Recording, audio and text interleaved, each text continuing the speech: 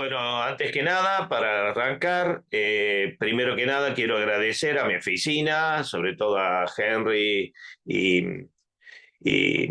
ay, se me mezclaron los nombres, a Mauricio y a, bueno, a todos los que están trabajando todos los días para mantener la charla de mi oficina.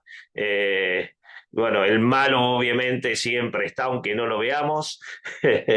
Y bueno, eh, esta vuelta, la disertación trata de un libro que no es tan solo un libro, sino que yo creo que es la referencia fundamental de cualquiera que quiera conocer la historia del correo, las postas y el desarrollo de lo que después se llamó el Camino Real en Latinoamérica, que es el Lazarillo de Ciegos Caminantes. Para comenzar, lo primero que vamos a plantear bueno, este libro fue escrito en 1773. El autor es don Calixto Bustamante Carlos Inca, alias Concolor Corvo, eh, natural de Cusco y que acompañó al referido comisionado en dicho viaje y escribió su extracto. Bueno, ¿quién era don Calixto Bustamante Carlos, o más bien conocido con Color Corvo? Con Color Corvo era el acompañante, era un mestizo, en realidad era un mulato, de que acompañó a el entonces visitador de postas, Alonso Carrillo de la Bandera, en su viaje de las postas, en su viaje de revisión y visita de las postas entre Buenos Aires y Lima. Para eso vamos primeramente, antes de arrancar directamente con el libro, a hacer un poco una introducción para que sepamos de dónde viene y por qué esto, y cuál es la importancia que tiene esto dentro del concepto de las postas y del camino real en Latinoamérica. Primero que nada, entendamos que lo que es un correísta, bueno, el primer correísta más famoso que podemos tener, Filipides. Vamos a ser muy rápido, si bien esto yo lo he dado en otras charlas, vamos a hacer muy rápido esta introducción como para que más o menos se ubiquen. Como corrían, de ahí viene el correo. La palabra correo viene de corredor. Los correos eran quienes iban llevando mensajes corriendo. Filipides es muy famoso porque es el que hizo el camino de 42 kilómetros entre Maratón y Atenas para llevar el mensaje de que habían vencido en la batalla de Maratón y con ello haber salvado a Atenas de su destrucción. Obviamente apenas llegó, lo único que dijo fue vencimos y murió. Dentro del continente americano, también antes de la conquista española, ya había un sistema de correos dado que, como podemos ver, me olvido de corregir ahí, Felipe Guaman Poma, se llama, no Guzmán, ahí el corrector me jugó una mala pasada. Felipe Guaman Poma, aclaro, por los dos, en 1617, hizo muy buen análisis en su primer crónico del gobierno, donde describe justamente los correos que había previo a la conquista española y que eran los llamados chasquis. Estos chasquis llevaban su mensaje a través de lo que se denomina, ¿no es cierto?, digamos, de lo que escribía ay, hoy estoy, el quipu Camayoc, que él lo escribía en un quipu, donde el quipu era una soga, donde tenía sogas colgadas con distintos nudos que llevaba el mensaje. El único que podía y sabía entender este mensaje era el quipu Camayoc, que era el jefe generalmente de las tribus y era una especie de gobernador de las distintas provincias incaicas. Esto, obviamente, cuando llegan los españoles, lo primero que hacen es tratar de organizar un correo, que ya lo tenían medianamente organizado en la parte del continente europeo.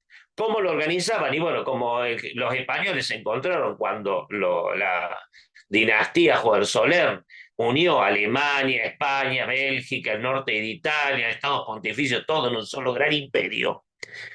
El gran problema que tenían los españoles para organizar su estructura de correos y de envío, lo tercerizaron a la familia Tarsis.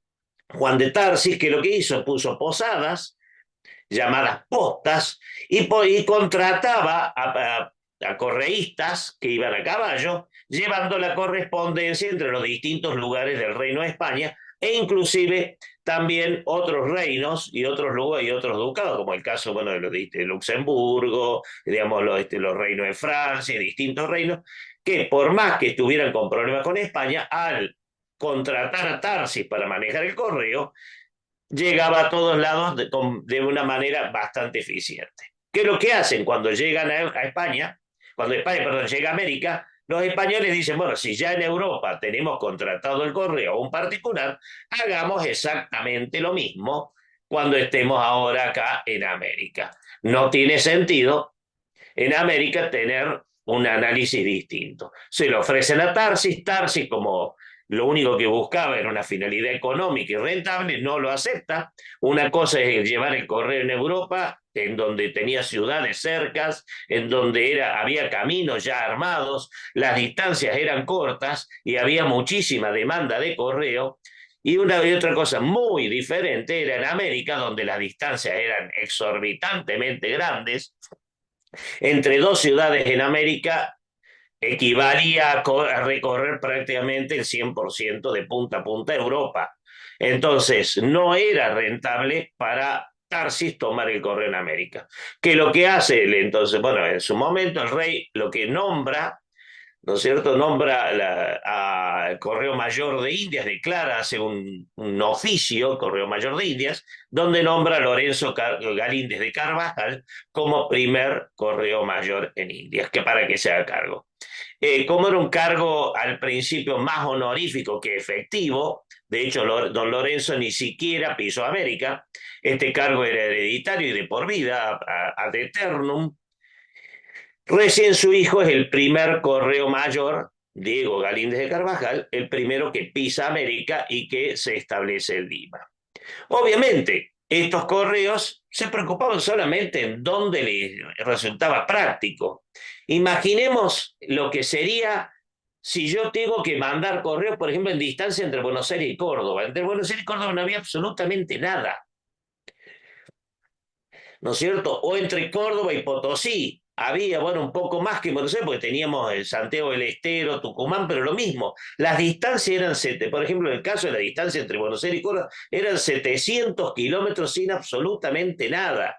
Imagínense lo que eran esos recorridos. Si tomamos relatos de la época, como el caso del relato de Buenos Aires y Córdoba, del padre Gervasoni, el padre Gervasoni plantea que las distancias eran tremendas y que esto era como una navegación terrestre, porque las pampas argentinas, al no tener ningún tipo de elevación, no tener ningún tipo de árboles y tener solamente un pastizal alto de cerca de 2 metros, totalmente amarillo, cuando uno iba con la carreta tirada por bueyes, los bueyes quedaban escondidos en el pasto y se veía solamente la carreta. No había ningún punto de referencia, entonces parecía que la carreta estuviera navegando en un mar amarillo. La única forma de poder ubicarse era a través de un sextante exactamente igual que en el mar.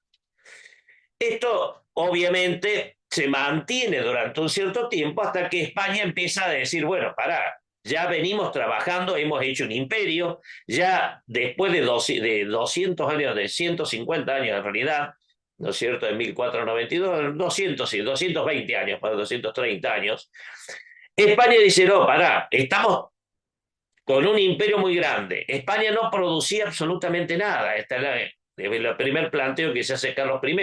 Tenemos que empezar a manejar, aunque sean nuestras comunicaciones. Entonces, contrata en su momento a uno de sus principales asesores para que se organice los oficios de Correo Mayor, por lo menos dentro del reino, para poner ciertas condiciones a Tarsis para que esté un poco más organizado todo lo que Tarsis hacía. En 1720 se hace el primer reglamento general para la dirección y gobierno de los oficios de Correo Mayor.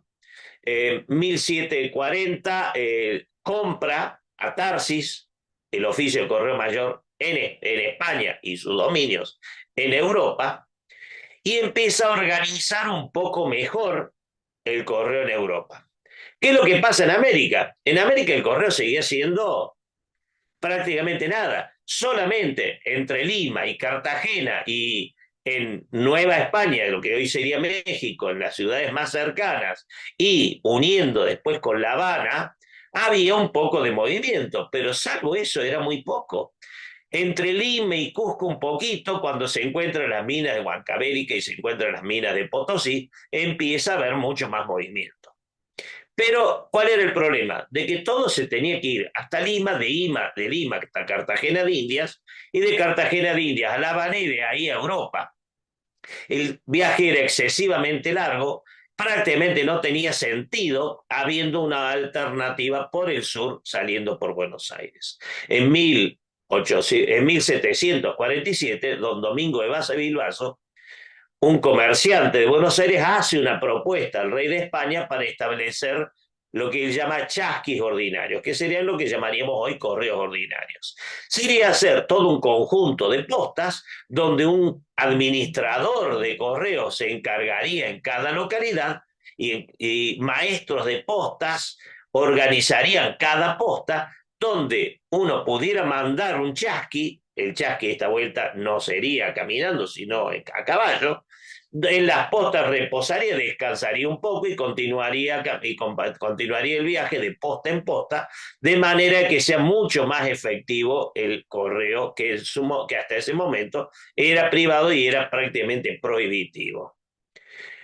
Plantea justamente la principal justificación que entre Potosí y Buenos Aires había más de 500 leguas como para poder llegar. 500 leguas, imagínense, son 5 kilómetros cada legua castellana, estamos hablando de 2.500 kilómetros. Una distancia que recorrida a caballo es prácticamente prohibitiva. Y los costos también. Llevaba, como para decir una idea, enviar un correo desde Buenos Aires hasta España, llevaba prácticamente 2 años de viaje. ¿Qué es lo que hace? Carlos II, después Carlos III, cuando Carlos III de España dice, bueno, vamos a organizar un poco mejor esto, ya había comprado el Correo Mayor en Europa, y dice, vamos a organizar todas las carreras de posta. Le pide a uno de sus principales asesores, Campomanes, para que organice todo esto. Campomanes plantea todo un itinerario de carreras de postas dentro y fuera del reino, en todo lo que es la parte de Europa. Se organiza en forma impecable todo el correo en Europa y empiezan a querer organizarlo en América. Para organizarlo en América tenía un problema. El Correo Mayor de América era privado. La familia Carvajal tenía la propiedad ad eternum y entonces la corona tenía que comprárselo. No aflojaba tan fácil, había ya vendido parte del Correo Mayor, el Correo Mayor de Nueva España ya estaba separado del Correo Mayor en el Virreinato del Perú, también había vendido una parte también para lo que después fue Nueva Granada, todavía no existía el Virreinato de Nueva Granada para ese entonces, que es lo que sería Colombia y Venezuela.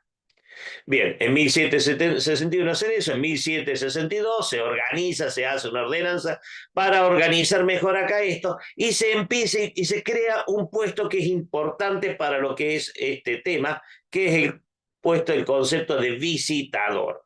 ¿Qué era un visitador? El visitador era un funcionario de la Real Administración de la renta, correos, postas y caminos, que se encargaba de visitar las postas, en su momento solamente en Europa, en América todavía sigue el correo mayor en forma privada, visitaba la posta y se fijaba si los maestros de postas tenían y cumplían con todas las condiciones para que sea posible repostar en las mismas, para que el albergue para los viajeros sea adecuado, que tuviera los caballos suficientes, que los postillones estuvieran en buena salud y pagados, porque la mayoría tenía postillones, generalmente ponían de postillones a niños de 12 años, justamente para no pagarles, y un montón de condicionamientos que había para las postas. El visitador se encargaba de verificar para mantener el correcto y adecuado funcionamiento del correo en todas las postas. En 1764 se plantea, si queremos comprar el oficio de correo mayor en América, necesitamos primero tener una buena organización del correo para llegar desde España hasta América. Entonces se crea un reglamento provisional en 1764, el cual en 1777 se lo hace definitivo, para organizar el correo marítimo desde España hasta las Indias Occidentales. Aclaro, muchas veces voy a hablar de Indias o indios, no en el sentido despectivo, en el sentido, digamos, de que se toma a veces el concepto de indios, y tampoco en el sentido de originarios. ¿Por qué? Porque en su época no se hablaba de América, se hablaba de las Indias Occidentales. Entonces, los que nacían acá eran indios, técnicamente hablando. San Martín, de hecho, era indio. ¿Por qué? Porque había nacido en las Indias. No, o sea, no se tomaba como indio solamente al originario. Entonces, bueno, voy a referirme en general a las Indias y a los indios como los habitantes de América porque todavía no existía el nombre o la toponimia, digamos, de América para ese entonces para referirse a esta zona. Este reglamento dijimos que se hace la Real Ordenanza definitiva en 1777, en donde se plantea que desde La Coruña partirían todos los meses un vapor, no un vapor, perdón, un velero, un barco, un buque, que tenía que ser ligero y que llegaba hasta La Habana. Y de ahí repartía, iba y visitando los distintos lugares, Portobelo, Cartagena de India y distintos lugares, para poder llevar el correo y tomar el correo y las cargas también de oro y plata de América para llevarlos a España y viceversa. Todos los buques tenían que partir de La Coruña, por eso muchas veces estos buques se los llamaban los buques gallegos. Como eso se mantuvo hasta 1800 inclusive, cuando en América, por ejemplo acá en Argentina, cuando viene la gran inmigración española, ¿no es cierto? Ya a principios de 1900, fines de 1800, como todos los barcos venían desde La Coruña, desde Galicia, la gran mayoría, hubo una cantidad muy grande de españoles que vinieron para acá y la mayoría eran gallegos. ¿Por qué? Porque le quedaba mucho más cerca. De ahí es que muchas veces acá se les llama gallegos a los españoles. ¿Por qué? Porque tenemos una inmigración gallega muy grande. Ahora bien, volvamos de nuevo a 1664, como estábamos. Para Buenos Aires se implementa por primera vez la reglamentación también de buques que vengan para acá. Tenía que salir uno cada 2 meses para este lado. Entonces, cada 2 meses partían buques para Buenos Aires, todos los meses buques para La Habana. Estos normalmente llevaban 6 meses entre ida y vuelta, o sea que no era un solo buque lo que hacían. De hecho, se podían sumar buques a estos correos, llamados buques paquete, cumpliendo las condiciones que el gobierno español le exigía para poder viajar. Por ejemplo, no podían cargarse con carga completa, solamente con media carga, de tal manera de cumplir dos condicionamientos. Primero, estar disponibles para cualquier carga, cualquier cargamento de último momento que la corona española necesitara, ya sea de España o que los virreyes necesitaran en América, para ello rumbo a España, y además eso les permitía moverse de manera mucho más rápida y más ligera. Otra de las condiciones que ya no se utilizaban los inmensos galeones aviso que se utilizaban hasta ese entonces, sino que se cambiaban por buques mucho más pequeños y más rápidos, precisamente para evitar el ataque de los piratas y de los corsarios ingleses y franceses. Recordemos que los ingleses tuvieron una genial idea de digamos, oficializar el robo, creando el oficio de corsario, donde los piratas robaban para la corona inglesa. Bien, en 1768, después de un montón de tratativas, finalmente logran, con el último correo mayor de India, Fermín Francisco de Carvajal y Vargas, comprarle el correo mayor y ese correo es incorporado a la corona española. Le dan a Fermín un montón de condicionamientos, le dan un título de por vida, le dan una subvención, le pagan una buena cantidad en oro y plata, le dan también una renta vitalicia tanto para él como para sus descendientes hasta 4 generaciones. Esto lleva a que inmediatamente había que organizar el correo, por lo menos en el camino principal. El ¿Y cuál era el camino principal? El que iba desde Potosí a Lima y de Potosí a Buenos Aires, principalmente en el sur. Y en el norte, el que iba desde Lima hasta Cartagena de Indias. Entonces, le recordemos que todo esto era Virreinato de Perú, Lima era la capital, entonces a partir de ahí todo se centraba con Lima, pero a nivel de dinero lo que más le importaba justamente a los españoles era principalmente Potosí, por toda la plata que se sacaba del Cerro Rico. Esto en vez de dar la vuelta hasta Lima, de ahí hasta Cartagena, de Cartagena hasta La Habana y de ahí recién Europa, con todos los riesgos que implicaba eso, era mucho más práctico sacarlos desde Buenos Aires. Entonces, ¿qué dicen? Bueno, vamos a organizar esto. Lo primero que hacen, dividen en dos este camino que lo llaman el camino de la Real Renta de Correos, Postas y Caminos, dependiente de la Superintendencia de Correos, Postas y Caminos de su momento, con sede en Sevilla, España.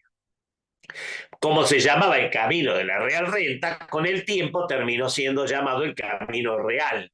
De ahí viene el nombre del Camino Real que todos hoy conocemos y que históricamente lo llamamos así. Este camino real se divide en dos partes para poder visitarlo por una cuestión de logística. Una parte norte, en el cual el encargado de visitar todas las postas y verificar los condicionamientos y en qué condición estaba, lo nombran a José de Pando. Y otra parte al sur, quien y nombran como visitador para revisar y controlar todas las postas a Alonso Carrió de la Bandera. José de Pando parte en 1771, parte desde Cartagena de Indias rumbo a Lima. ¿Por qué parte de Cartagena? Porque venía desde España. O sea, si bien la capital era Lima, en realidad el camino fue pensado desde Lima a Cartagena y desde Lima a Buenos Aires. ¿No es cierto? Es un error muy común, ¿no es cierto? Ya cuando uno está en Colombia dice, partía de Cartagena, cuando uno está en Argentina dice, partía de Buenos Aires. No, en realidad el camino real, seamos honestos, que partía de Lima, que era la verdadera capital del virreinato en esa época, de donde estaba el Correo Mayor, inicialmente el Correo Mayor, y que iba poniendo tenientes de Correo Mayor y administradores. Si bien ya la corona española había comprado el oficio, se seguía llamando el encargado principal, el administrador principal de este virreinato, el Correo Mayor en Lima. Ahora bien, entonces José de Pando parte de Cartagena, Alonso Carrió de la Bandera parte de Buenos Aires porque su barco llega en un buque aviso. De hecho, no llega a Buenos Aires, llega a Montevideo. Recordemos que Buenos Aires no tenía puerto. Para poder llegar a Buenos Aires había que ir a Montevideo, cruzar el Río de la Plata o ir un poco más al sur, en lo que es la Ensenada de Barragán, se llama hoy está la ciudad de Ensenada, en ese lugar, 70 kilómetros al sur, y de ahí ir por tierra hasta Buenos Aires. Muy bien. Entonces, Pando, como era más corto el camino al norte, lo hace entre 1771, comienzan los dos, a 1772 Pando recorrió completo hasta Lima. En cambio, Alonso Carrero de la Bandera le llevó más tiempo, le llevó 2 años prácticamente hasta 1773 recorrer la distancia. Vemos que la distancia esta distancia es bastante menor que esta otra. Entonces, ¿qué es lo que hace Pando? Pando inmediatamente cuando llega a Lima es nombrado Correo Mayor en Nueva Granada, de hecho, y él redacta a partir de lo que ya se había redactado en 1762, que habíamos visto, se redacta unas instrucciones y reglas generales para la renta de correos. Fíjense que ya ahora ya no se lo llama Correo Mayor de India, se lo llama renta de correos, para que pueda manejarse tanto en el Reino de Granada, bueno, en el Virreinato de Granada como en el Virreinato de Perú. Como él queda a cargo de la parte de correo en Granada, él lo redacta para lo que es el Virreinato de Granada. Pero estas mismas instrucciones son llevadas también a todo el Virreinato de Perú e inclusive después al Virreinato de Rey de la Plata cuando en 1777 se lo crea. Estas instrucciones son las que rigen, de hecho, hasta 1810, cuando acá, bueno, nos separamos finalmente de España. Es más, siguieron utilizando estas instrucciones hasta que se organiza definitivamente el correo, una vez acá, que lo fue organizando en su momento el Domingo Basavilbaso y de sus descendientes. Eh, ¿Qué pasa acá? Estos recorridos, ¿cómo podemos hoy saber cómo eran y cómo eran? Bueno, lo ideal es buscar relatos de viajeros. Hay varios, por ejemplo, Carlota, relato de viajeros escritores, Un pueblo del Pampa, Richard Seymour, y el que nos interesa acá es este, el Lazarillo de Ciegos Caminantes. ¿Qué característica tiene? Dijimos que al norte el visitador había sido Pando, al sur había sido Alonso Carrero de la Bandera. Alonso Carrero de la Bandera no podía publicar lo que él había recorrido por una cuestión de su propia investidura. Entonces, ¿qué hace? Él quiere escribirlo, quiere publicarlo, entonces le encarga a su acompañante, a su sirviente, digamos, no sé si habrá sido sirviente, acompañante, no queda muy claro, a con color corvo se llamaba así porque su piel tenía el color de un cuervo, se ve que era bastante oscuro, por justamente al ser padre, al ser sambo, en realidad él era cruza de una madre negra y un padre originario. Entonces, el color de su piel era sumamente oscuro aparentemente, y de ahí viene su alias con color corvo con el cual escribe el libro. No queda claro, es una discusión bastante, digamos, filosófica, por así decirlo, quién escribió realmente este libro, si fue Con Color Corvo o fue Alonso Carrillo de la Bandera, e hizo firmar el libro Con Color Corvo para poder publicarlo. Yo creo que es un poco de ambas cosas. Cuando digamos, si leemos este libro, vamos a ver que hay partes en las cuales es muy evidente que es con color corvo el que lo escribe, hasta el punto que él plantea sus discusiones con Alonso Carrero de la Bandera, plantea sus pareceres respecto a las distintas situaciones y a los distintos naturales que habitaban en cada lugar, y Alonso Carrero de la Bandera le va respondiendo y tiene una opinión completamente diferente, lo cual es bastante interesante porque ayuda a conocer muchísimo más las realidades de toda la vida en 1771 hasta 1773 que se edita el libro. Otras partes, inclusive hasta por el tipo de redacción, que es un poco diferente a algunos capítulos que son muy evidentemente con color corvo, a mi entender por lo menos, daría la sensación que el que lo escribe es Alonso Carrillo de la Bandera, porque tiene una lectura mucho más pura española, con un trabajo mucho más castizo. Eh, Debo aclarar, bueno, yo este año he hecho una edición, digamos, yo como editor, como escritor y editor, he hecho una edición de este libro, no tomada a partir de las que están, justamente tomada, la que hice es tomar a partir del original, porque muchas de las traducciones que, bueno, no traducciones, serían interpretaciones digamos, serían más que traducciones, serían interpretaciones o transcripciones del castellano antiguo al castellano moderno, en los que yo he leído, por lo menos, hay muchos errores, hay errores con respecto a las unidades, hay errores con respecto a los nombres de los parajes y de las localidades. Entonces, bueno, lo que dije, bueno, vamos a hacer de cuenta que no existe el otro y voy a hacer mi propia transcripción para que esto esté un poco mejor. Eh, digamos, y con un tinte un poco más filatélico, por así decirlo, más histórico postal. Inclusive hice un reordenamiento de los capítulos para que tenga un sentido mucho más claro desde el punto histórico postal. Bien, dijimos que Alonso Carrero Bandera fue desde Buenos Aires hasta Lima recorriendo una por una todas las postas. Él desembarca en Montevideo y vamos a ir viendo parte por parte, por una cuestión práctica, para, digamos, ir explicando el derrotero de Alonso Carrero Bandera. digamos, vamos a ir viendo por partes. Agarremos la primera parte desde Buenos Aires hasta Córdoba. Realidad de Montevideo hasta Córdoba. Estos serían los capítulos 1 al 4 del libro, en el cual parte de Montevideo, cruza Buenos Aires. Él habla de la jurisdicción de Buenos Aires, donde el primer camino va desde Buenos Aires hasta Luján. Tenía una cosa que es importante. Hoy hablamos de un camino real como si fuera algo único. El camino real no era una cosa única e inamovible. Era una red de caminos. Esta es la que hizo Alonso Carrero de la Bandera, es la ruta principal. Pero de hecho, dentro del mismo libro se nombran y se detallan muchas rutas alternativas también, las cuales de hecho no fueron las únicas y se fueron ampliando muchísimo.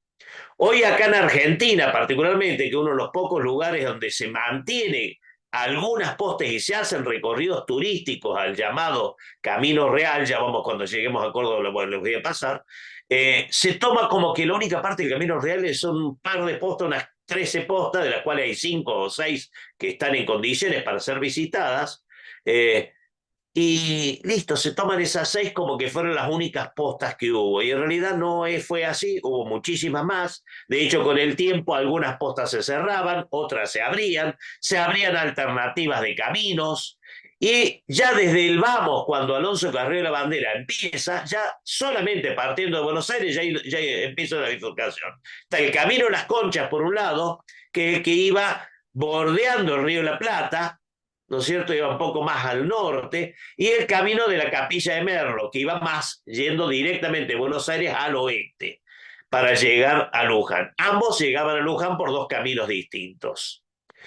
De hecho, como cosa curiosa, digamos, hoy, digamos, más adelante, sí, unos 150 años más adelante, 200 años casi, cuando hacen los ferrocarriles, hay 2 ferrocarriles que toman esos codos, uno es el ferrocarril al oeste, el ferrocarril del oeste, el otro el ferrocarril del Pacífico, donde uno toma el camino del Capilla Merlo, que es el ferrocarril del oeste, y el ferrocarril del Pacífico toma casi perfecto el camino de las Conchas, como para que aquellos que no sepan por dónde van, más o menos se ubiquen. Si vos agarran un mapa de los ferrocarriles argentinos, lo verán. Llega a Luján, de Luján, Mareco, Arrecife, Pergamino, India Muerta, y va siguiendo hasta que llega a la jurisdicción de Córdoba, Cabeza de Tigre, Saladillo de Ruidías. No voy a hacer un detalle de todas y cada una. Algunas localidades fueron cambiando de nombre, ¿no es cierto? Por ejemplo, hoy si uno toma Saladillo de Ruidías, Saladillo es casi no existe, lo que está más cerca de Cruz Alta. Fraile Muerto, hoy es lo que se denomina Belville. Belleville, lo que pasa es cuando pasa el ferrocarril pasa del otro lado del río, hacia la estación del otro lado del río, la estación se llama Belleville y pierde su nombre de Fraile Muerto por Belleville. Entonces la parte norte de Belleville, la parte sur de Fraile Muerto. Paso de Ferreira, el Paso de Ferreira hoy sería lo que es Villanueva, del lado sur de Villa María. Puesto de Ferreira, el Puesto de Ferreira es lo que hoy sería James Craig. Y así tenemos distintas localidades, distintas postas que fueron con el tiempo convirtiéndose en pueblos y en ciudades. De hecho, cuando toma desde Córdoba hacia el norte, el camino que hace no es el que hoy se haría, si cuando, no sé si se acuerdan, cuando hicimos acá en Córdoba una exposición en el 2016, con Héctor Dilala, Héctor nos llevó de paseo a todos para conocer el camino real al norte, y no coincide con el que sale acá, y por una razón, que esta es la variante de el llano, el que se conserva hoy y se muestra como camino real es la variante del alto. La variante del llano tenía el problema que en el verano se inundaba y era difícil cruzar los ríos. El camino del alto era más problemático, digamos, tenían que ir más incómodos, pero la ventaja es que nunca se cortaba y el agua era de mejor calidad. Para esto, como parte de Montevideo cruza Buenos Aires, este es el mapa de Buenos Aires en 1771, fíjense, qué chiquito que se ve, ¿no? Pensar que esto hoy es una urbe de 16 a 17 millones de habitantes, en su momento tenía apenas 20.000 habitantes. En su momento, fíjense de que planteamos el camino únicamente para el norte y con un desvío acá en Saladillo, que es donde el río Saladillo se une con el río Tercero, ahí estaba la posta de Saladillo, se desviaba para ir vía San Luis, Mendoza e ir a Chile.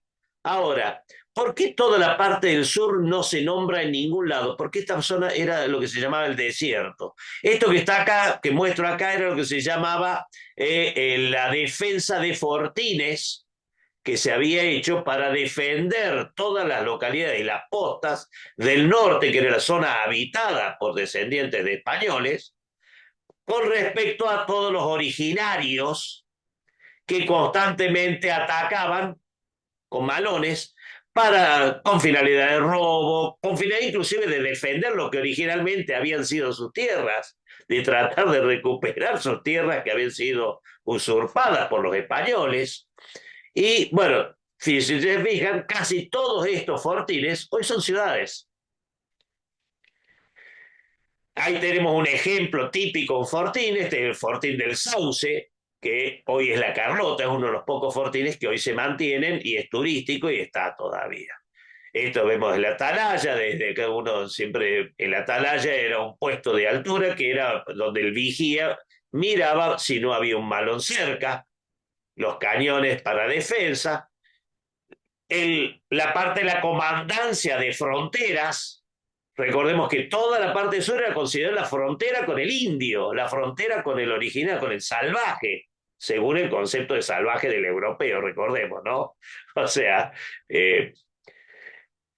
entonces, esto tenía una comandancia, la comandancia se encontraba en la llamada Villa de la Concepción, hoy es Río Cuarto. Acá vemos lo que es la comandancia, es un museo, el museo de la comandancia de fronteras en Río Cuarto.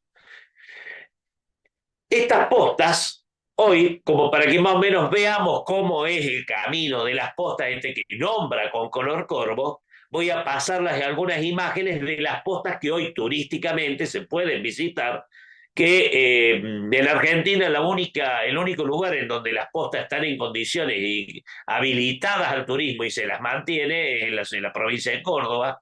Desgraciadamente, la mayoría de las provincias del resto del país se las ha destruido, se las ha olvidado. Lo mismo pasó en Bolivia. En Bolivia yo estuve tratando de visitar y no encontré, honestamente, no he encontrado ninguna en condiciones. Hay algunas que están en las ruinas, pero ninguna se la mantiene como patrimonio histórico. Perú hoy está trabajando muy fuertemente en recuperación de su patrimonio histórico en el Camino Real. La verdad que debo felicitar al pueblo peruano en su voluntad para poder recuperar el patrimonio histórico del Camino Real, pero también pasa que, digamos, ha empezado tarde, para cuando ya prácticamente ya está todo destruido y casi no existe nada. Bueno, entonces la primer posta que estaba era, ¿no es cierto? Teníamos la posta de Carrolla, donde vino estancia. Esta es la estancia de Carolla, fíjense qué grande. Bueno, por supuesto, esta estancia se hizo mucho más adelante, pues se hizo una fábrica de armas. Esta estancia fue hecha en 1795, si mal no recuerdo. Acá una vista aérea.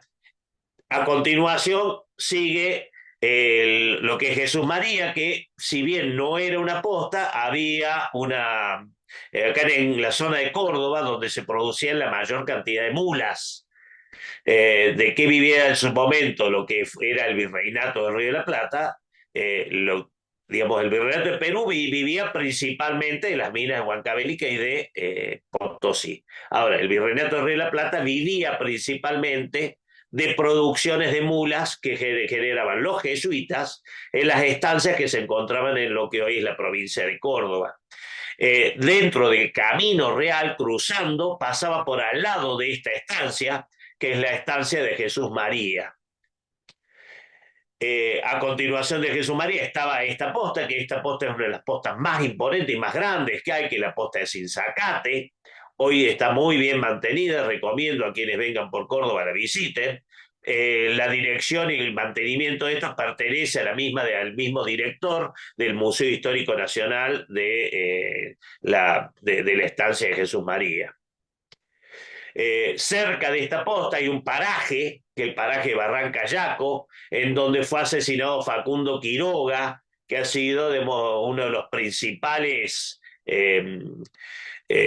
motores de la independencia, uno de los principales caudillos que había, un caudillo rojano que en su momento luchó muchísimo contra la independencia, pero en la época de la anarquía posterior a 1820, en el cual se separan las provincias unidas, parte de las provincias se alían con Buenos Aires, otra parte se alían con Córdoba, se mantiene una guerra casi continua durante más de 30 años, ¿no es cierto?, entre 1820 y 1852, en los cuales están constantemente en guerra, y bueno, en el paraje Barrancayaco se lo mata, se asesina a Facundo Quiroga, echándole la culpa a los Reina Fe. ¿Por qué es tan importante el tema de los Reina Fe? Porque ellos estaban en Tulumba, y la familia Reina Fe era tal vez la familia más rica que existía en su momento en lo que es Córdoba y tal vez en Argentina, en lo que hoy es Argentina.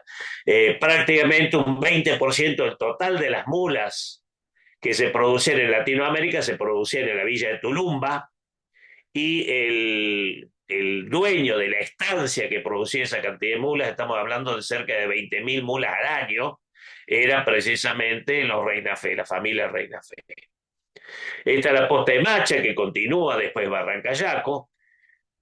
Después está la posta de Ichilín, que la posta de Ichilín no sigue el camino real principal, ni del bajo ni del alto, sino un tercer camino, una tercera variante del camino real, que era lo que se llamaba el camino real de las Salinas. Volvemos de nuevo a las postas que se iban creando en su momento. Lo mismo que la que continúa, que es la posta de los Algarrobos en de Anfunes, que también es una posta que seguía el camino a de las Salinas, que hoy desgraciadamente, bueno, está muy maltratada, pero se la está manteniendo un poco mejor, no se le ha permitido terminar de destruirse.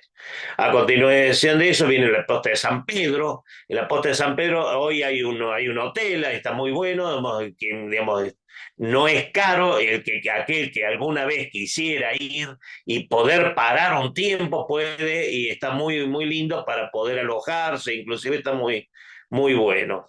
Eh, Esta posta originalmente estaba en una merced al norte que había sido dada al hijo del fundador de Córdoba, don Jerónimo Luis de Cabrera. El hijo era Pedro Luis de Cabrera. Acá vemos la capilla de la posta de San Pedro, adentro de la capilla. Esto es una mirada de cómo está hoy el Camino Real. El Camino Real está bastante bien conservado. No se lo ha pavimentado a propósito para mantenerlo en forma autóctona. Algunas partes inclusive se lo ha empedrado, sobre todo cerca de la posta de Sinzacate, está completamente empedrado, pero gran parte se lo mantiene de tierra para que sea, digamos, tal cual como era el Camino Real en sus momentos. Acá tenemos también la posta de San Pedro Norte, vemos acá, bueno, un poco la misma capilla. Acá tenemos la posta de Santa Cruz, que es la que continúa después de San Pedro. La posta de Santa Cruz sería muy cerca de San Francisco del Chañar, que es la localidad que está más cercana. A continuación continúa la posta Pozo del Tigre, que es la última posta que está dentro de la provincia de Córdoba. Si se fijan acá, lo que yo les decía de la fecha justamente que Alonso Carrera de la Bandera hace la visita a todo esto, fíjense, el año 1771. Coincide, de hecho, lo que históricamente vemos en las postas, en este dintel particularmente, con la visita a Alonso Carrera de la Bandera y con la organización de todas las postas. Si bien Alonso Carrera de la Bandera no pasó por esta posta, pero la organización se hace en el año en que él hace todas las visitas. Vamos a continuar desde Córdoba con rumbo hacia el norte, siguiendo pues, desde Santiago del Estero hasta Jujuy. Estas son las postas que están. Está Santiago en Santiago del Estero está Cachi, Ayuncha, Santiago del Estero. En Tucumán entramos por Vinará, Salí, San Miguel de Tucumán. En estos momentos vemos acá algunas aclaraciones que voy haciendo, y es porque el libro Alonso Carrera de la Bandera, el libro con color corvo, hace algunos comentarios sobre características propias del lugar, hace comentarios sobre, por ejemplo, que en Vinará hay arañas que producen seda, como el gusano de seda. El San Miguel, cuando habla de San Miguel de Tucumán, comenta cómo eran las carretas tucumanas. Ojo el hilo acá un detalle, cuando se habla de Tucumán, no se está refiriendo a lo que hoy es la provincia de Tucumán, tal y la que es la provincia más pequeña, una de las provincias más pequeñas que tiene la Argentina, de 20 y 22.000 kilómetros cuadrados, sino se refiere a todo lo que era la gran región del Tucumán, que abarca desde Córdoba hasta Salta, una región de aproximadamente 1.000.000 de kilómetros cuadrados. ¿No es cierto? Las carretas tucumanas eran carretas muy firmes, muy diferentes a las carretas de Buenos Aires. ¿Por qué? Porque en la zona de La Pampa, las carretas estaban pensadas para andar por bañado y andar por pastos. Por ende, las ruedas eran sumamente grandes, ruedas con radios de hasta 3 metros, pensadas en que justamente no digamos, al cruzar bañado no tenían que empantanarse. Las carretas tucumanas, o sea, las carretas cuando empieza ya la zona ya de sierra, ya no hay bañados, no hay toda la planicie que ocurría en la pampa húmeda argentina y empieza a haber más piedra. Entonces las carretas para poder moverse ahí necesitan ruedas más pequeñas y en general en vez de estar tiradas por bueyes empezaban a ser ya tiradas por mulas que eran más eficientes para poder moverse dentro de esto. Después entra el sigue Tapia, Pozo del Pescado, Arenal en Salta, Rosario, Cañas, Concha, Cobos, Salta. Y en Salta hay una parte que es muy interesante, que es el comercio de mulas. Las mulas que se producían en todo lo que hoy es Argentina, se producían prácticamente el 90% del total de las mulas de Sudamérica. ¿Qué características tenían? En Buenos Aires los pastos eran excelentes. Las mulas que se producían ahí eran gordas, andaban fantásticas, pero tenían un problema. Como no había piedras, las pezuñas de esas mulas eran pezuñas muy blandas. Si yo quería utilizar una de estas mulas para trabajo pesado, las pezuñas se les partían. Segundo problema, no estaban acostumbradas a sufrir, a tener que alimentarse con un pasto ralo y un pasto pobre como el que se encuentra en las sierras. Por ende, esas mulas de ninguna manera eran recomendadas para trabajo en zona de montaña, en zona de sierra, y muchísimo menos para las minas. Por eso, cuando uno se pregunta por qué, habiendo tan buenos pastos en la pampa húmeda, las mulas que se producían todas en Córdoba. Porque Córdoba, las sierras de Córdoba, le permitían a las mulas criarse con gran fuerza. La mula que resistía y que se criaba en Córdoba, como nunca pisaba fango, estaba constantemente pisando piedra, pisando.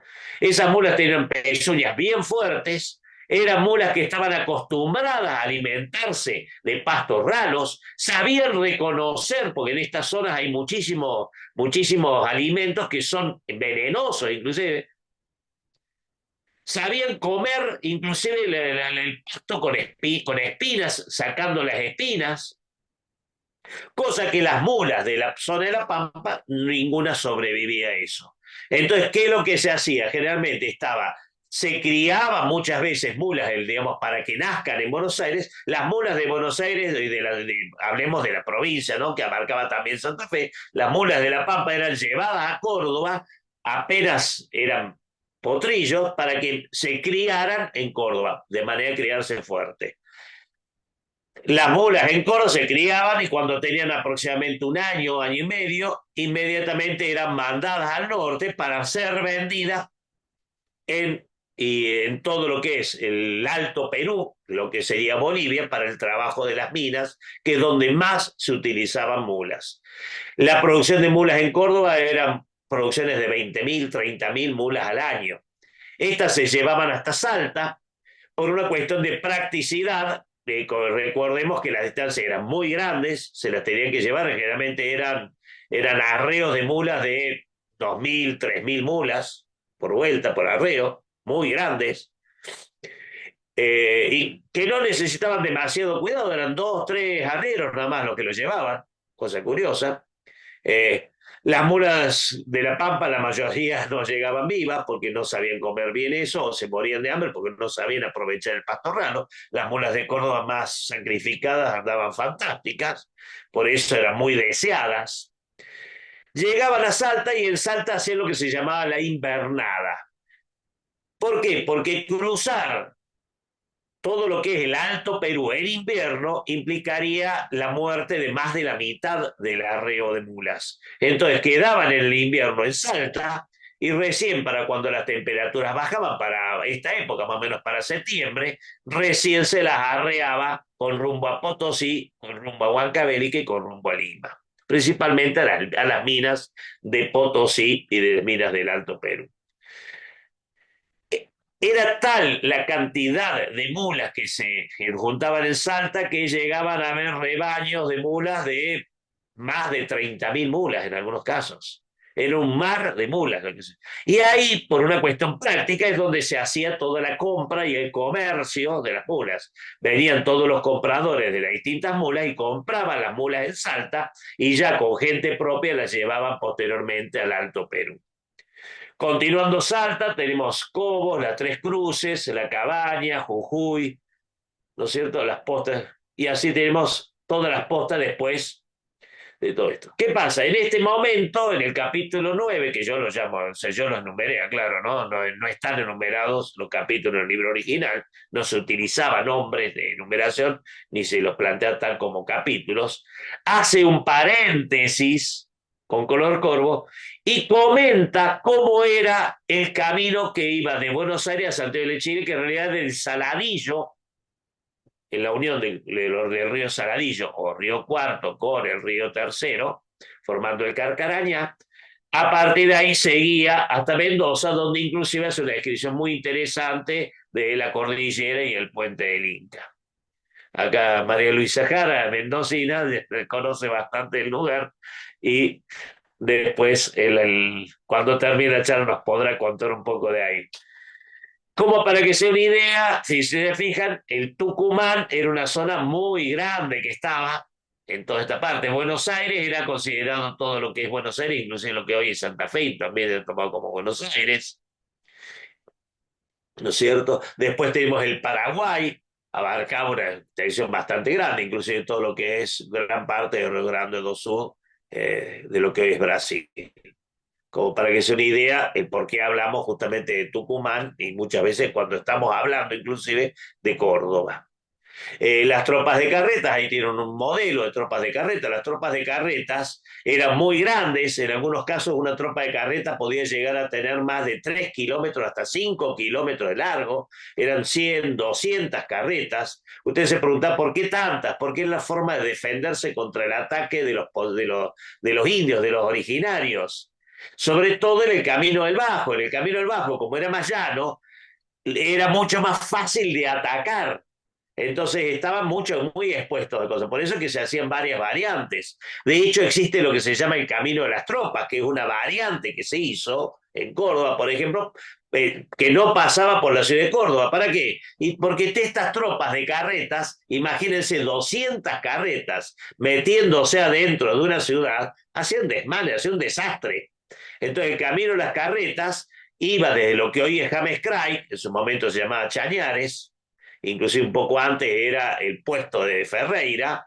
A partir de ahí seguían directamente al norte, bordeando la laguna Mar Chiquita, en su momento la laguna de los Porongos, con rumbo directo hasta Santiago del Estero. Vamos a continuar. Viene después la parte de Salta, Jujuy. Llegamos hasta Jujuy. De acá seguiremos desde Jujuy y vamos a ver todo lo que es la parte del Alto Perú. Entonces acá tenemos la provincia de Chichas, perdón, Mojo, Suipacha, La Peña, Ramada, Santiago de Cotagay, Tescara. Llegamos a la provincia de Porco, Quirbe, Caiza, Potosí. Y acá en Potosí empieza una nueva parte del libro en donde hace un muy buen detalle, la verdad, impecable, acerca de la Villa Imperial de Potosí, muy interesante. Recordemos que en Potosí, donde se producía prácticamente el 100%, digamos, hoy prácticamente el 90% de la plata que existe en el mundo fue sacada del Cerro Rico de Potosí. A ese punto era lo rico que era esta mina. Continúa, bueno, en Potosí, de hecho, hacen un desvío que, ¿no es cierto?, que para poder llegar a, digamos, en su momento a Chuquisaca, que no estaba en el camino principal de Perú, perdón, el camino principal del Camino Real, donde estos tambos son justamente los que llevaban son las distintas postas, que se los llama tambo, igual que acá se lo llamaba posada, en Bolivia lo llaman más bien tambo. Quebrada Honda, Pilcomayo, Cachimayo y distinto. Después está La Plata, la ciudad de La Plata es lo que hoy es Sucre, y acá hace un detalle bastante interesante sobre el oficio de correos y sobre cómo era la administración de correos ahí. Pasa por Yocaya, Venta en Medio, Oruro. En Oruro hace una descripción muy linda de la ciudad y son justamente todas las características. Caracollo, Paz de Chuquiapo. Bueno, y este capítulo está centrado principalmente, por lógica, en la Villa Imperial de Potosí. Esto está acá, bueno, el escudo de la Villa Imperial de Potosí, que creo que vale la pena verlo, la verdad que es bellísimo, a mí me encanta, me gusta la heráldica, es uno de los escudos más bonitos que creo que hay dentro de los escudos de las distintas villas fundadas por los españoles en América. Bien, posteriormente, digamos, a partir de acá, continuamos ya rumbo al Cusco. Acá vienen, ¿no es cierto?, las provincias de Omasuyos, Pacajes, Chucuito, y todas las distintas provincias del norte de Bolivia, donde pasa por las postas Omasuya, Tiahuanaco, Chucuito, Puno. Si te fijas, acá vamos bordeando ya esta parte, lo que es el lago Titicaca, Paucarcolla, Yampa. Algunas acá están escritos, o sea, ojo, el nombre acá debería estar con Y. Mantengo la forma de escritura de la época en 1771, tal como lo escribe en su momento Alonso Carrera de la Bandera, ¿no? Claro, hay muchos que se llaman distintos, por ejemplo, Tía Guanaco, este no Tía Guanaco, pero mantengo la estructura, ¿no es cierto?, del libro original. Lamba, Chungará, Pucará, Lurucachi, Cacha, Combapata, y así vamos siguiendo hasta finalmente llegar al Cusco. De hecho, Cusco tiene un capítulo entero, la verdad que es realmente muy recomendable. La descripción que hace de Cusco es realmente bellísima, da ganas de volver al pasado e ir a Cusco a visitarlo. La verdad que tiene que haber sido algo maravilloso la ciudad de Cusco en esa época. Bueno, ni hablar lo que hubiera sido en el Imperio Incaico, que era la capital del Imperio Incaico, ¿no? Acá, bueno, hace un análisis donde hace distintas acusaciones, justamente, que es la parte que yo digo que indudablemente la escribe, no la escribe Alonso Carrero Bandera, sino que está escrita por Concolor Corvo, indudablemente, porque Concolor Corvo acusa a los españoles de haber generado una gran tiranía contra los originarios acá, y Alonso Carrera Bandera defiende la postura y la situación de los españoles. Entonces plantea tres situaciones de acusaciones que van bastante interesantes. De todas aquellas personas que son, digamos, hoy que está tanto la tendencia indigenista, es muy interesante leerlo para ver cuál es la mirada que había en esta época. Es muy fácil hoy culpar y analizar las situaciones del domingo con el diario del lunes, o analizar las cosas de una mirada actual. Yo creo que es muy interesante ver con ojos de la época cómo es que se veía inclusive en la época todo esto. Eh, Continúa después la provincia de Cusco, Bancay, Andahuaylas, Guanta, Vilcahuamán y Huamanga, que es donde estaba la otra gran mina de esta zona. Sale de Cusco, pasa por Surite, puente de Bancay. Este puente es interesante, justamente donde plantean las características, Andahuaylas, Ibias y Huamanga. Curiosamente, esta parte que es tan linda y tan pintoresca, se ve que ya estaba medio cansado ya acá un poco con Color Corvo y Alonso Carrera Bandera, y ya no son a partir de acá en adelante ya tan ricas las descripciones que hace de cada una de las postas como las que hace cuando está en la zona que hoy es Argentina. Finalmente, la última parte del camino lo hace entre Cusco y Lima, donde va tomando, ¿no es cierto?, entre Cusco y Lima, plantea, ¿no es cierto?, vamos a tener entre Huamaca y Huancavelica, hay varias rutas, ¿no es cierto?, y de Huancavelica hasta Lima hay varias, o sea, primero acá se desvía en dos partes, significa de Huancapargos, y la otra de Huancavelica distinta, o sea, van siendo dos rutas distintas. Igual que para poder ir a Lima desde Huancavelica, plantea acá tres rutas diferentes que existían y las describe a cada una. Bueno, volviendo a lo mismo que yo le decía, el camino real no es un único camino, era toda una red de caminos. Es un error creer que era un camino solo. Y de hecho, acá estamos hablamos solamente del principal, un poquito del camino a Chile, también existía después todo el camino real que unía Buenos Aires con Asunción, el que unía Córdoba con Santa Fe y posteriormente Asunción, o sea, y con en realidad no hablaba tanto de Asunción, en esta época se hablaba más bien de las misiones. Sobre todo entre Córdoba y las misiones clásico, es clave, porque de hecho toda Córdoba era la capital de la provincia jesuítica de Paraguay. Todas las misiones de Paraguay eran gobernadas desde Córdoba. Entonces, evidentemente, el camino entre Córdoba y toda la zona digamos, del litoral argentino y Paraguay era muy transitado y tenía que estar muy bien llevado. Acá después continuamos de Cotay a Lima, vemos acá todas las distintas postas que hay y donde hace al final una descripción de cómo eran las postas, que está bastante interesante porque si después leemos los reglamentos de postas, vemos que faltaba muchísimo, en realidad, estas postas para poder cumplir los reglamentos en su gran mayoría.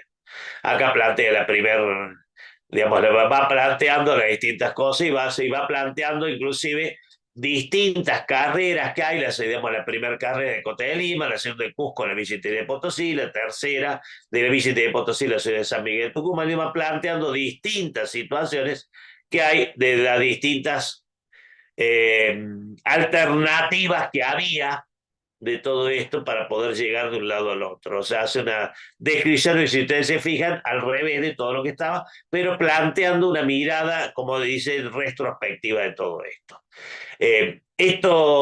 Este camino, bueno, acá se acaba el libro, este libro, en realidad, que en su momento Alonso Carrero Bandera hace un gran informe, un informe bastante completo, permite, una vez llegado a Lima, realizar lo que se llama el reglamento general y metodológico de todas las postas que finalmente terminan siendo las que se toman, que no coinciden en todos los casos con la que nombra en el libro con color corvo.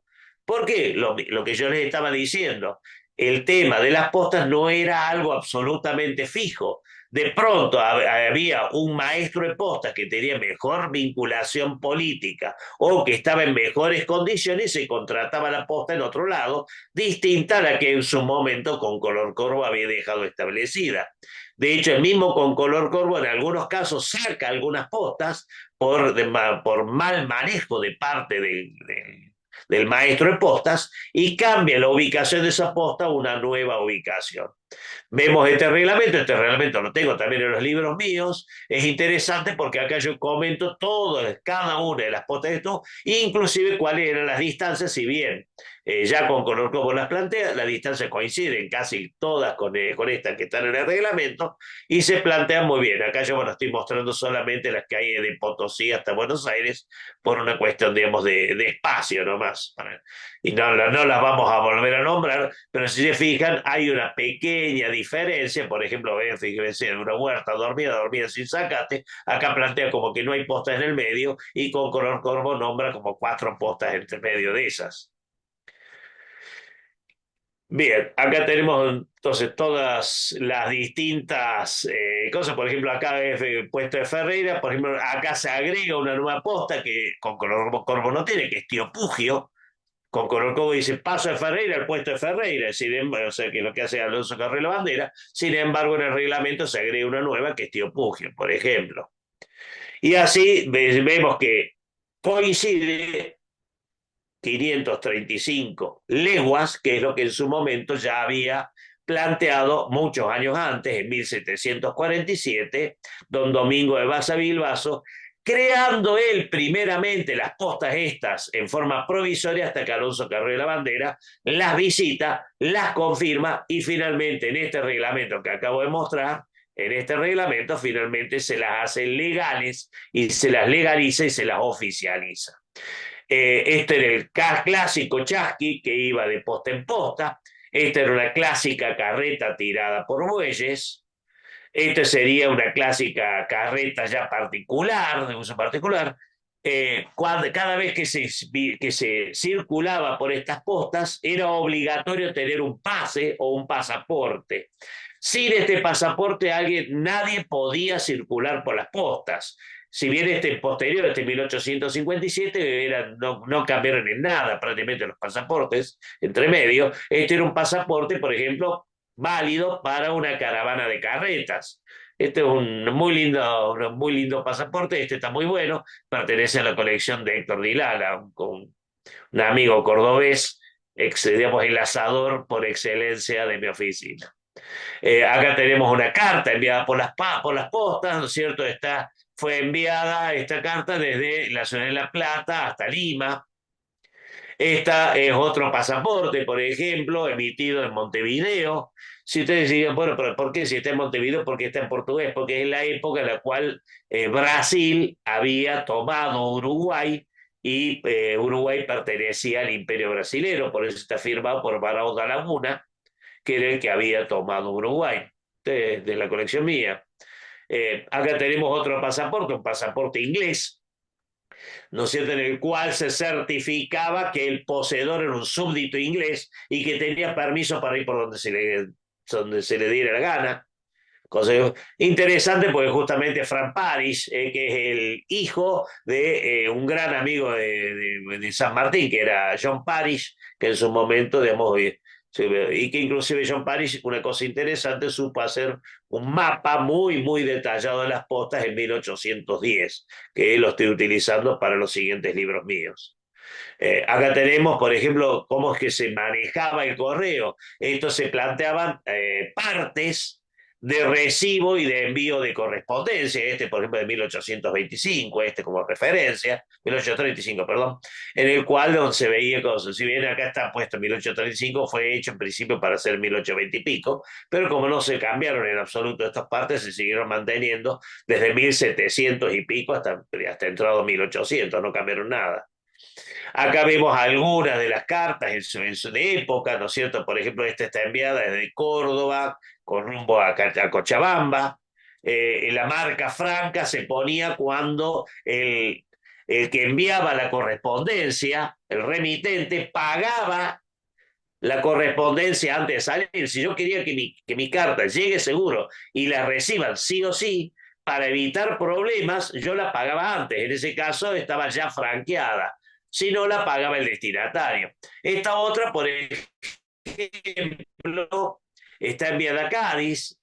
Y como estos, recuerden que todo tenía que pasar, habíamos visto, por toda la correspondencia de América, o sea, de las Indias, hacia el continente europeo, tenía que ir por los barcos a aviso, sí o sí pasando por La Coruña, para verificar que estos venían desde América y ese transporte marítimo, para justamente no encarecer la correspondencia y fomentar la vinculación, era gratuito. O sea, yo pagaba el porteo terrestre, el porteo marítimo, la corona española lo transportaba gratis.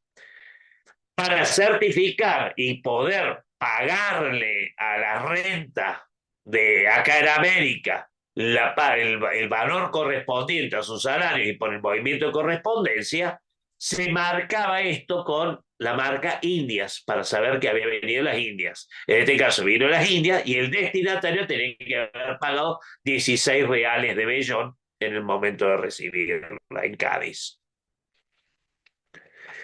Acá lo vemos más en detalle. Salió desde América, fue hasta Cádiz, en La Coruña le ponen la marca Indias y el destinatario tiene que pagar los 16 reales de Bellón que se indican acá. Bueno, todo esto yo lo estoy escribiendo, va a ser varios tomos, voy por el tercero. El primero planteo la primera época de cómo se fue formando. El segundo planteo cómo es que se estructura el camino real y el correo marítimo para que esto sea factible. Vemos una vez que la corona española ya toma posesión del correo en América, cómo lo estructura. Y el tomo 3 ya no es no soy yo el autor, sino que hago la transcripción del libro El Lazarillo en Ciegos Caminantes de Concolor Corvo. Voy a pasar ahora algunas cositas rápidas como para completar, simplemente demos de cosas curiosas. Por ejemplo, este es el primer reglamento que se hace de postas para organizar todas las postas en América. Este es el que estaba en su momento, este es de 1791, y cuando ya encontré el superintendente de postas y caminos en las Indias era el conde de Florida Blanca, valga la acotación, el conde de Florida Blanca residía en Sevilla, no en Lima, ¿no? Posteriormente se traslada a Lima más adelante en 1795, pero estuvo muy pocos años después, ya lo he después reemplazado. Esto está firmado, si se fijan acá, por Manuel de Baza Bilbaso, que en su momento era el administrador de Correo, parece entonces ya en el Virreinato del Río de la Plata. Acá algunos detalles, cómo eran las postas. Esto después lo voy a subir, después cuando se suba a internet el video lo van a poder leer tranquilo. Acá es cómo era una posta, si se fijan, no eran gran cosa, eran ranchos. Es más, en algunos casos era preferible dormir afuera que adentro del rancho, la mugre y los bichos que había.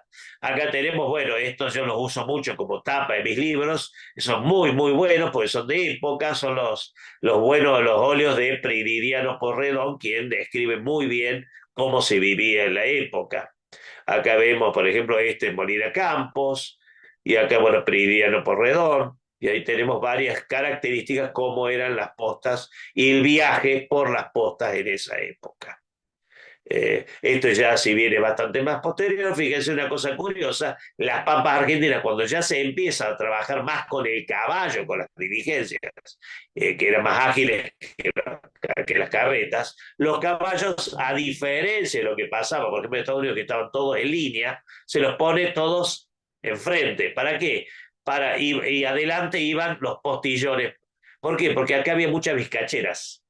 Entonces el caballo, si pisaba la vizcachera, metía la pata adentro, la vizcacha es un roedor tipo conejo, hace pozos tipo, igual que que las liebres, los conejos, y es muy común que el caballo pueda meter la pata dentro de una vizcachera. Para evitar ese problema, iban vigilando los postillones adelante. Y por las dudas que algún caballo metiera la pata, para que no se cayeran uno encima de otro, estaban puestos, en vez de ponerlos en fila, estaban puestos, ¿no es cierto?, de manera, en vez de estar en línea, estaban en paralelo. Acá vemos una de las últimas diligencias ya que había, las características de diligencia de la época, donde fíjense que acá coincide. Una cosa curiosa, a diferencia de las diligencias de Estados Unidos y otros lados, el conductor de la diligencia no iba arriba de la diligencia, sino arriba del caballo. Acá tenemos otra carta circulada por las postas, que es interesante, dice que por conducto de las postas, dice acá arriba. Acá alguna vez salta Cotagaita, salta Plata y así. Bueno, todo esto da para muchísimo más. Yo voy a hacer mucho más de 3 tomos. Los siguientes tomos van a ser la descripción de todas y cada una de las postas, desde Potosí hasta Lima y desde Potosí a Buenos Aires. Voy a comenzar primeramente de Potosí para el lado de Buenos Aires, porque, bueno, de manera de tomar primeramente lo que hoy es Argentina, que es mi país. La idea es describir todas y cada una de estas postas y posteriormente describir también todas las ramificaciones del Camino Real y todas las distintas postas que había en cada una de las ramificaciones de esta extensísima red. La idea es que haya una especie de compendio, de enciclopedia que pueda unificar de alguna forma, por lo menos lo que hoy hay, tomado principalmente a partir de documentos originales. Si fijan, en todos los casos siempre busco documentos originales que refrenden lo escrito, pero la idea es poder tener un compendio de base mucho más completo que lo que hay. Hasta ahora lo más completo es lo que había escrito Walter Bose, que es excelente, pero muy limitado en la capacidad de poder tener ciertos documentos que hoy, gracias a Internet y gracias a la posibilidad de viajar y haber podido consultar el archivo de Indias, es más fácil, me ha sido por lo menos a mí más fácil el poder completar el excelentísimo trabajo que ya Walter Bose había realizado en la década del 60. Y bueno, acá algunos de mis libros, aprovecho a hacer el chivo de los libros que yo he escrito, se los invito a que los compren y a que los lean. Desde ya, muchísimas gracias. Gracias, Martín. Muy didáctica tu presentación.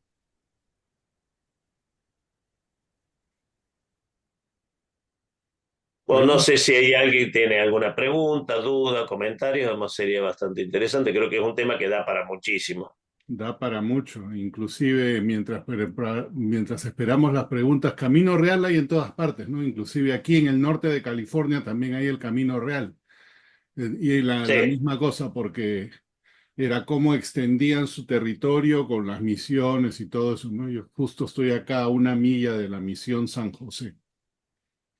como comentario y ampliando justamente, digamos, comentando lo mismo que vos acabas de decir, que es correcto, en el 1771 también, de hecho unos años antes, se compra, recordemos que el Correo Mayor ya había vendido la parte de Nueva España, entonces se lo compra unos años antes, 1765 se compra el Correo Mayor de Nueva España y se hace igual que se hizo en la parte de Sudamérica, también una visita y se organiza todo el camino real, yendo principalmente hasta Ciudad de México y después haciendo todo el camino en la costa, por la costa de California. Recordemos que en esa época todo California era española, lo Exacto, cual condice con lo que acabas de decir muy correctamente, ¿no? sí, era el Alto California de aquí. Tal cual. Listo, ahí hay manos en alto, Mauricio. Primero, Martín, muchísimas gracias por esta muy interesante presentación de hoy. Solo como comentario, aquí también hay un camino, incluso hay una avenida en Tegucigalpa. Bueno, es calle, no es avenida, es la calle Real. Bueno, en realidad sí es la segunda avenida.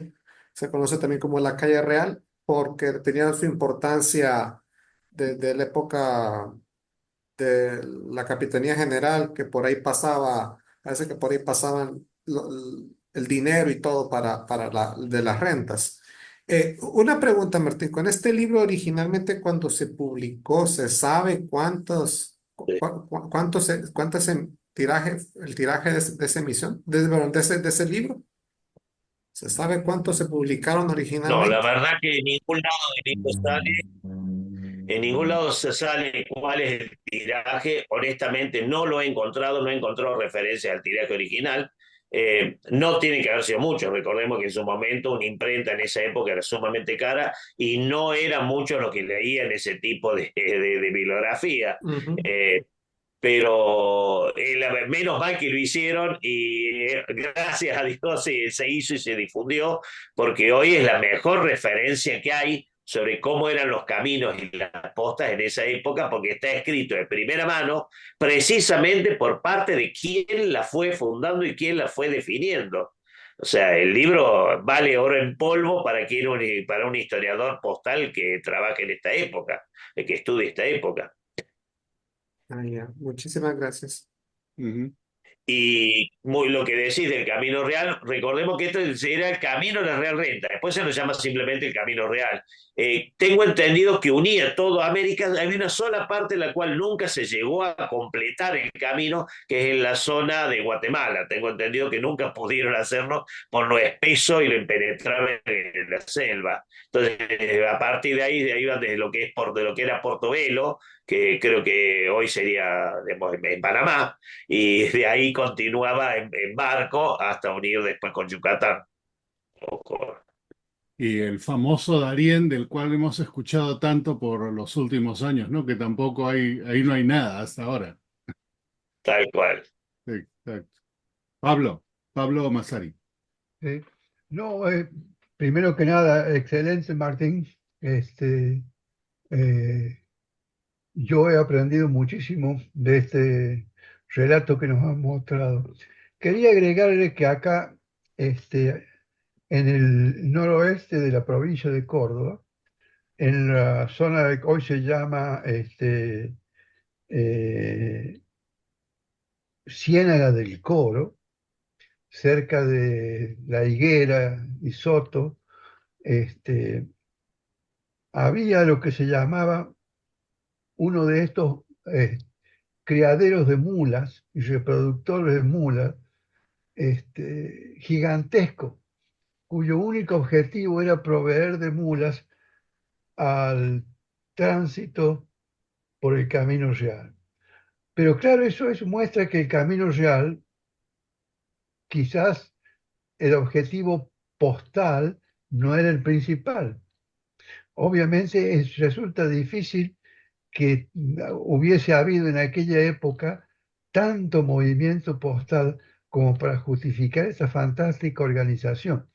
Así que, como ya se sabe, la clave del Camino Real y todo el sistema de postas era el transporte de mercadería, Tal cual. para un lado y para el otro. Eh, yo supongo que en la parte norte del Camino Real que va de Cusco hasta el Caribe, la cosa ha sido similar. Eh, no creo que haya sido solamente correspondencia, que afortunadamente sirvió para eso también, pero yo creo que era fundamentalmente un- una vía de intercambio comercial de productos y de bienes. Tal cual, como muy bien decís, Pablo, de hecho, por eso comencé planteando que lo principal, por eso que resalté de que era pensado desde Potosí principalmente por la producción de las minas. Inclusive lo que decís, te decía era el Coro, gran parte de esas mulas iban para La Rioja, para las minas de Claro. Famatina. Era una de las principales ventas que hacían ahí, donde estaba precisamente la ramificación del Camino Real a La Rioja. O sea, la finalidad principal siempre fue el tráfico de mercadería. La secundaria, el transporte y movimiento de personas. Y en tercer lugar, muy por atrás, venía el correo. El correo jamás fue lo principal, a tal punto que el correo mayor, en realidad, por eso el camino se llamaba, era la Dirección General de Correos, Postas y Caminos. ¿Por qué? Porque se cuidaban los correos como una cuestión de que tenían que hacerlo, pero también eran encargados del cuidado de las postas y de los caminos. Las postas, la finalidad principal que tenían era hacer el recambio de caballos o de mulas. Cuando yo llegaba a una posta, principalmente con los caballos, yo de hecho cuando iba con mi pasaporte, yo no podía circular con caballos propios. Sí o sí tenía que circular con caballos de las postas. Entonces iba hasta una posta, dejaba, digamos, ahí me daban caballos de la posta, continuaba con ese caballo hasta la siguiente posta, junto con un postillón que me acompañaba, ahí cambiaba de caballo y el postillón devolvía el caballo a la posta de donde había salido. Era, digamos, Gracias, estaba Martín. organizado principal. ¿Cómo? Disculpa, perdón. No, muchas gracias, digo, tal cual.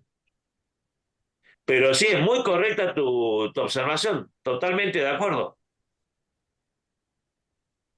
Martín, una consulta. Postas es el nombre oficial que se da en ese libro, pero en el lado de Perú, por ejemplo, creo que lo llamábamos tambo, porque era el Sí. nombre original que utilizaban los tambos de los chasquis. Quizás en otros lugares utilizaban su propio nombre. Y aquí otra vez en el norte de California lo que usaban era pues esto, las misiones, ¿no? Porque lo único que había, aquí no había nada, lo construyeron una misión alrededor de los nativos del área y esa iglesia y el cementerio lo que hacían servía, pero era multiusos, eso era todo. Tal cual, de hecho, si te fijas los nombres, cuando iba nombrando, cuando llegué a la parte del Alto Perú, fíjate que varios que se llaman tambo y no se llaman posta, Sí, exacto. ni Y puesto. Acá se lo llamaba postas, también se usó mucho el nombre puesto, cuando que el puesto era una posta que tenía albergue generalmente, o que tenía, digamos, también una finalidad comercial, además de la posta propiamente dicha. El sí, nombre posta es el nombre oficial que se le da en España. En la zona del Alto Perú y el Perú, o sea, lo que es Bolivia y Perú, se usa mucho el nombre tambo. sí, Y después también estaban otros lugares que son llamadas las dormidas. Las dormidas es cuando en el lugar no era suficientemente rentable como para poner un maestro de posta y una posta, sino que era, digamos, sobre todo en aquellos caminos donde yo iba con las caravanas de carretas o con los grandes arreos de mulas, que obviamente no podía pasar por una posta porque me mataba el maestro de posta, le destruía todo. Imagínate que vos tenías tu posta y de pronto te viene un arreo con 5.000 mulas, no te dejan nada. Entonces, ¿qué es lo que hacían? Esos no paraban en postas, sino paraban en lo que se llamaban dormidas. claro. Las dormidas eran lugares que eran ideales para poder pasar la noche porque no se inundaban, tenían buenos pastos para los caballos y mulas y además eran fáciles, de fácil acceso y estaban guarnecidos contra posibles ataques de los originarios. Acá, sobre todo en Córdoba, hay varios lugares que se llaman dormidas, por ejemplo San José de la Dormida y otros lugares así. Exacto. Otra cosa que mencionas bien interesante, yo creo que el lado de Bolivia y el lado de Perú es probablemente el que tenga mayor dinámica, porque ahí se hablaba aymara y también se hablaba quechua. Entonces creo que Tambo es del lado quechua, yo no sé cuál es la palabra del lado aymara, pero sería interesante también tratar de definir esa interpretación.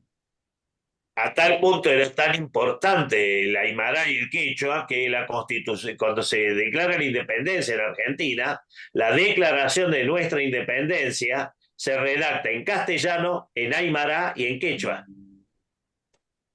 La declaración de la independencia argentina se hace en los tres idiomas, En los por la tres. importancia que tienen esos idiomas. Y con respecto a lo que decías de las misiones, recordemos que los jesuitas fueron expulsados en 1765, pero las misiones continuaron. En algunos casos se reemplazó a los jesuitas por sacerdotes seculares, en otros casos no. Bueno, en los casos que no, muchas veces esas misiones cayeron en el olvido y se perdieron, e inclusive grandes misiones, como por ejemplo lo que fueron Yapeyú, por ejemplo, que es donde se nació San Martín, que era una misión sumamente grande, que llegó a tener más de 7.000 habitantes, hoy son ruinas. ¿Por qué? Porque no se reemplazó con nada. Otros lugares se reemplazaron, en el caso de California, por ejemplo, como muy bien decís, se mantuvo, se pusieron sacerdotes y en general como había muchas ciudades o pueblos muy cerca, se mantuvieron bastante bien. Así es. Ahí Pablo está con la mano en alto nuevamente. Sí. No, quería saber, ¿cuánto costaba esto al viajero o al que llevaba mercadería? ¿Qué se le cobraba por distancia, por tipo de mercadería? Un poco de todo. Había, digamos, de hecho en los libros míos yo pongo las tarifas y pongo el detalle de cuánto es lo que se cobraba en cada caso. Si vos mandabas correo, había una tarifa que era fija, por ejemplo, para envío de paquetes. Si lo que vos llevabas era mercadería, era otra tarifa. Ahora, si vos ibas de posta en posta, cada posta te cobraba, generalmente era un real normalmente lo que se cobraba por el uso del caballo, dependía de la distancia, si la distancia era muy grande era mayor, dependía también si no había agua, eh, y de cuántos postillones te tenían que acompañar, o sea, si vos no era, digamos, si vos pedías un solo caballo era un precio, pero si pedías cinco no era 5 veces más, era un poco menos. También dependía el tipo de carruaje que vos llevaras, o sea, qué tan cargado está tu carruaje, era distinto el precio del caballo. Todo eso estaba reglamentado. De hecho, vos no podías hacer tirar al caballo un peso máximo de tanto. Si vos ibas demasiado cargado, tenías una multa muy grande, tenías obligación de tirar con más cantidad de caballos. Si vos al caballo lo llevabas a un trote muy fuerte y el caballo se cansaba mucho, o en el peor de los casos se dañaba o se moría, no solamente tenías que pagar el caballo, sino que además tenías una multa muy alta para que el maestro de posta no solamente recuperara el caballo, sino que le pagaras los daños que le provocaba el daño que vos le generaste maltratando a tu animal. Y todo estaba muy reglamentado. No lo he dicho ahora por una cuestión de tiempo, lógico. Pero los invito a que vean los libros míos y está todo. Gracias, Martíncho. ¿Alguna pregunta o comentario final para Martín? No. Martín, muchas gracias. Este libro lo conocía, pero no al detalle y así en resumen como lo has presentado, así que gracias por hacer el trabajo de transcribirlo. Era un placer, la verdad. Y bueno, ahora los estoy presentando en Temafila, en Perú, en Lima, o sea, para septiembre, y los estoy presentando los libros también en la exposición de Buenos Aires en octubre, y espero verlos a todos en octubre, la exposición que la verdad que Miguel está poniendo un esfuerzo sobrehumano y faraónico para hacerla.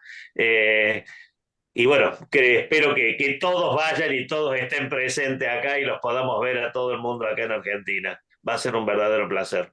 Todo el mundo está contando los días eso. Hay que poner un timer reverso. Bueno, gracias. Y el día de mañana.